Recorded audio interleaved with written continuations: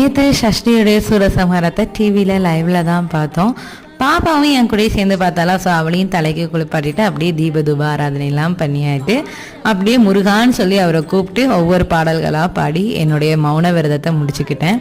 நெய்வேத்தியமாக தயிர் சாதம், பாயாசம், பால் இதை தான் வச்சு நெய்வேத்தியம் பண்ணி கும்பிட்டு முடிச்சுட்டு அதுக்கப்புறம் பாப்பாவுக்கு நேற்று டேட் ஆஃப் பர்த் படி பர்த்டேயா புது ட்ரெஸ் போட்டு சுவாமிக்கிட்ட ஆசீர்வாதம் வாங்கியாச்சு. ஹஸ்பண்ட் வேலை விட்டு வரதுக்கு டைம் ஆயிடுச்சு. ஸோ 9:30 தான் வந்தாங்களா. அதுக்கப்புறம் கேக் கட் பண்ணி வீடியோ கால்லாம் பேசி முடிச்சுட்டு தூங்கியாச்சு.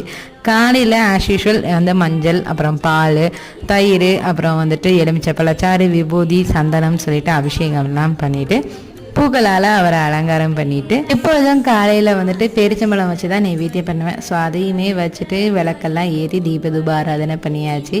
என்னுடைய விரதம் இன்னும் கண்டினியூ ஆகிட்டுருக்கு. ஈவினிங் 6 மணிக்கு தான் படையல் போட்டு விரதத்தை முடிக்கணும். நீங்கள் விரதம்லாம் முடிச்சிட்டிங்களா என்ன ஏதுங்கிறத கமெண்ட்டில் ஷேர்